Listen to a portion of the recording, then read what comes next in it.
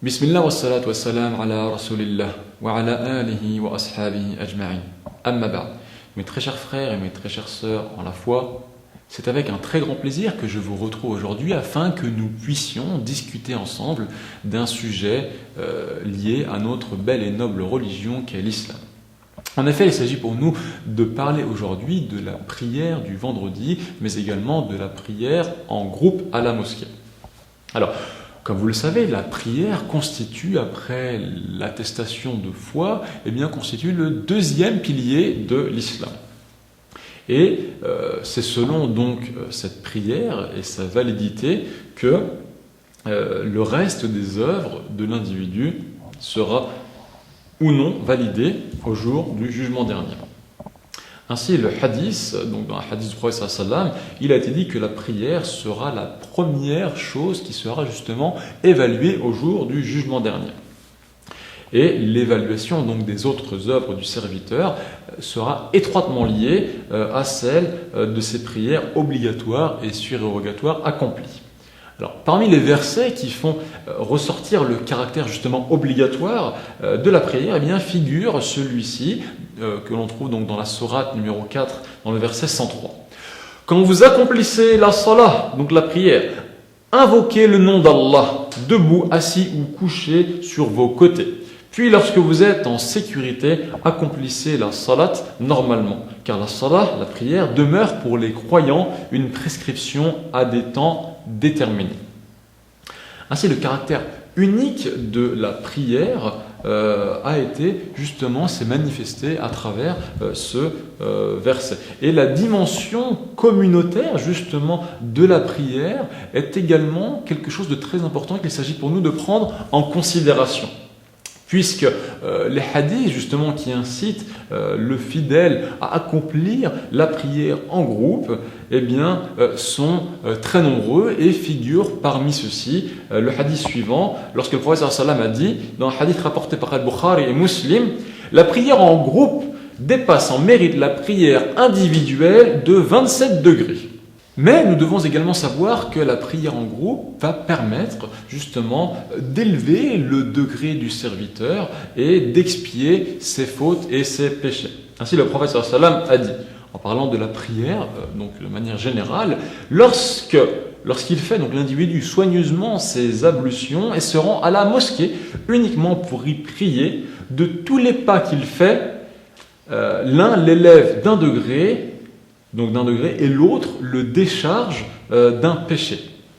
Alors de plus, le fait de se montrer assidu pour un individu, donc dans l'accomplissement de la prière en groupe, va constituer pour l'individu un bouclier justement contre l'hypocrisie et l'égarement. C'est ainsi que le prophète sallallahu alayhi wa sallam a dit dans un hadith rapporté par Muslim, si vous la délaissez, alors vous tomberiez dans l'égarement. Seules les personnes dont l'hypocrisie était flagrante manquaient la prière en groupe. C'est ainsi qu'on voyait le malade se faire transporter, donc porté par deux hommes pour venir le placer dans les rangs. Aussi serviteur d'Allah. Dans la diversité de ce que notre Seigneur a créé, il a choisi certaines choses et a donné une valeur plus ou moins importante à celles-ci. C'est ainsi qu'Allah a donné une valeur différente aux hommes, aux anges, et qu'il a donné également des valeurs différentes donc, en fonction donc, des animaux, donc du règne végétal, du règne animal. Allah a donner une valeur à toute chose dans cet univers, et c'est pour cela qu'il a dit dans la sourate numéro 28, dans le verset numéro 68, Allah a dit « Ton Seigneur crée ce qu'il veut et il choisit. Il ne leur a donc jamais appartenu de choisir. Gloire à Allah, il transcende ce qu'ils associent à lui. » Donc il est très important de comprendre qu'Allah va pouvoir donner à certains individus ou certaines choses un mérite ou une valeur plus grande par rapport à d'autres. C'est ainsi que nous devons nous montrer donc particulièrement attentifs et vigilants aux mois, aux jours, aux heures justement auxquelles Allah a donné une valeur particulière en termes de profit cultuel. Alors, par exemple, le jour du vendredi, donc, revêt certaines spécificités qui font que ce jour est meilleur que les autres jours de la semaine. Ainsi, le prophète sallam a dit dans un hadith rapporté par Muslim, « Le jour du vendredi est d'une grande importance et est le meilleur des jours de la semaine sur terre. C'est le jour où fut créé Adam, le jour où il fut introduit au paradis et le jour où il en sortit. C'est aussi le jour où finira le monde. » Allah a également dit à propos donc, de ce jour, le jour du vendredi, « Ô vous qui avez cru, quand on appelle à la salah, donc à la prière du jour du vendredi, accourez à l'invocation d'Allah et laissez tout négoce. Cela est bien meilleur pour vous si vous saviez. » Sourate 62, verset 9. Aussi, cette prière, la prière du vendredi, est obligatoire pour le musulman en bonne santé, qui est donc résident, c'est-à-dire non voyageur, et qui est en âge de l'effectuer. Alors, elle se compose de 2 unités de prière, de rak'ah, dans lesquelles l'imam va réciter à voix haute Al-Fatiha et également une autre sourate. Donc dans la première rak'ah, et dans la deuxième rak'ah, il répétera encore une fois surat Al-Fatiha et une autre sourate.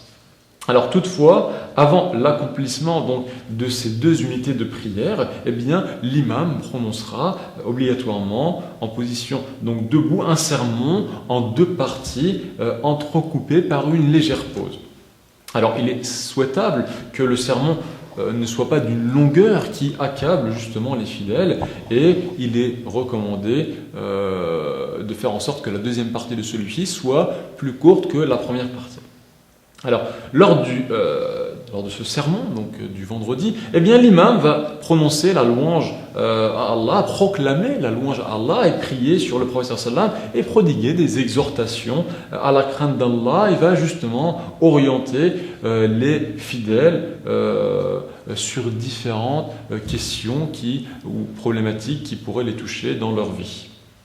Alors, en ce qui concerne les règles justement de bienséance à observer lors de ce jour, eh bien, il s'agira en tout premier lieu de se purifier et de faire preuve d'une hygiène corporelle avant de se rendre à la prière du vendredi.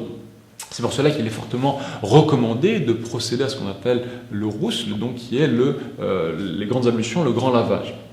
Il est également recommandé pour les hommes de se parfumer et de se vêtir de leurs plus beaux habits. Alors, il est également recommandé aux fidèles de se rendre justement à la mosquée aux premières heures. C'est ainsi que le prophète a résumé tout cela en disant « Quiconque se lave le vendredi, comme il le fait pour el-janaba, donc l'état d'impureté majeure, après par exemple un rapport sexuel, et donc quiconque se lave le vendredi comme il le fait pour el-janaba, et se rend à la mosquée à la première heure, fait une bonne œuvre de la valeur d'une offrande d'un chameau. S'il se rend à la 2e heure, c'est comme s'il avait offert une vache. À la 3e heure, un bélier. À la 4e, une poule. À la 5e, un œuf. Et quand l'imam est sur sa chaire, les anges se retirent pour écouter le discours. Donc, ce hadith a été rapporté dans ce sens par Al-Bukhari et Muslim. Alors, en arrivant maintenant au lieu de prière, eh bien, le fidèle va accomplir 2 unités de prière en guise de salutation, donc tahiyyatul masjid, les 2 prières de salutation de la mosquée, chose qu'il peut accomplir, et ce même si l'imam est en train de délivrer son sermon. Alors, dès que l'imam va entamer justement son discours, eh bien, le silence absolu est requis de la part du fidèle. En effet, selon le hadith, le prophète sallam a dit « Si tu t'adresses à ton ami, même pour lui dire « chut » ou « tais-toi », pendant que l'imam prononce son discours, eh bien, tu as certes été distrait. Alors, sans être une obligation pour les femmes, c'est-à-dire celles qui le souhaitent, eh bien, la prière du vendredi peut également être sans être une obligation pour les femmes. Non. Alors, sans être une obligation pour elles, eh bien, les femmes peuvent également assister à la prière du vendredi. À ce propos, le prophète sallallahu alayhi wa sallam a dit « N'empêchez pas les servantes d'Allah, c'est-à-dire les femmes, de venir aux mosquées d'Allah. » Alors, le prophète a également dit, donc, de manière générale à propos de ce jour, il a dit dans le sens du verset, le vendredi est le meilleur jour sur lequel se lève le soleil. Alors après, justement, l'accomplissement de cette prière qui est accomplie durant le meilleur jour, justement, de la semaine, eh bien, le fidèle peut accomplir des prières surérogatoires et il lui est recommandé également d'accomplir durant cette journée, de lire la sourate El-Kahf, donc la caverne, et également de multiplier les invocations ainsi que les prières sur le prophète sallallahu alayhi wa sallam. Alors, il y a dans un hadith, une précision qui nous explique qu'il y a donc durant le jour de vendredi un moment durant lequel Allah exauce l'invocation de celui qui le supplie. Donc il y a effectivement un grand mérite à cela. Alors, maintenant le caractère obligatoire justement de la prière communautaire du vendredi fait l'unanimité chez les musulmans. C'est une obligation pour les musulmans d'accomplir justement cette prière du vendredi en communauté. C'est aussi une opportunité donc unique, irremplaçable, de façon donc hebdomadaire, pour tous les musulmans d'être sensibilisés aux problèmes courants de la communauté afin justement d'y apporter des réponses. Toutefois, donc aussi importante que cette prière soit, eh bien, à l'instar des autres cultes islamiques, eh bien, elle tient compte de la réalité humaine et de ses évolutions en termes d'aisance ou de gêne. C'est ainsi que la prière du vendredi n'est pas obligatoire pour le malade, pour le voyageur et pour celui qui craint sa vie ou ses biens. Alors nombreux sont les versets dans le Coran qui mentionnent cette notion justement de gêne et qui dénote justement de la prise en compte par Allah de toutes ces contraintes. C'est ainsi qu'Allah dit dans la sourate numéro 5, le verset 6, « Dieu ne veut pas vous imposer quelque gêne, mais il veut vous purifier et parfaire sur vous son bienfait. Peut-être serez-vous reconnaissant. » Aussi serviteur d'Allah, à côté de l'exhortation à la prière du vendredi pour en tirer un maximum de profit, figure également un avertissement sévère pour justement mettre en garde contre toute forme de négligence allant donc à l'encontre de cette prescription. C'est à ce propos que le prophète sallallahu alayhi wa sallam a dit que ceux qui négligent la prière du vendredi cessent de le faire, sinon Allah apposera un sceau sur leur cœur. Aussi nous demandons à Allah le Tout-Puissant qu'il nous aide à faire partie des gens qui accomplissent de manière constante la prière du vendredi. Et nous lui demandons son soutien et son secours afin qu'il nous permette de ne pas tomber dans les stratagèmes et les pièges du shaitan, du diable. Et notre conclusion sera de demander à Allah qu'il fasse descendre sa prière et ses bénédictions sur notre prophète Mohammed sallallahu alayhi wa sallam, mais également sur ses compagnons, ainsi que sur sa famille et sur tous ceux qui les ont suivis dans le bien jusqu'au jour du jugement.